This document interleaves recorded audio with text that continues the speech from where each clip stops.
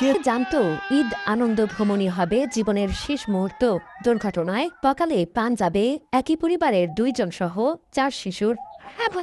স্থানীয়রা জানান, ঈদ উপলক্ষে জামালপুরের দেওয়ানগঞ্জে ব্রহ্মপুত্র নদের উপর ভাসমান সেতুতে ভিড় করে মানুষ। অতিরিক্ত চাপে ভেঙে যায় ভাসমান সেতুটি। অকস্মাৎ ব্রহ্মপুত্র নদে পড়ে যায় অনেকে। তাদের কেউ কেউ সাঁতরে তীরে উঠলেও তলিয়ে যায় 5 শিশু। খবর পেয়ে ঘটনাস্থলে যায় ফায়ার সার্ভিস।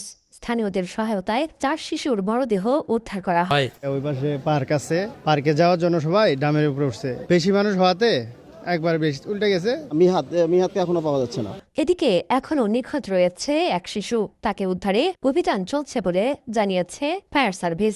পানির ভিতরে ট্রাকসারাল কিছু আছে, এই ট্রাকসারের ভিতরে আমার ডুবুরি ঢুকছে। এখনো কার্যক্রম ফায়ার সার্ভিসের চলমান অবস্থায় আছে। এই দুর্ঘটনার জন্য আমি গভীরভাবে দুঃখ প্রকাশ করছি। আমাদের তরফ থেকে, সরকারের পক্ষ থেকে অনুদান দিয়ে তো আর পূরণ হয় না সব কিছু।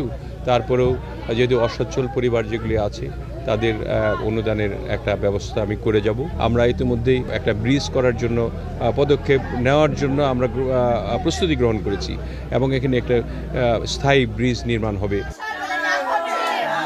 নিহত 4 শিশুর মরদেহ হস্তান্তর করা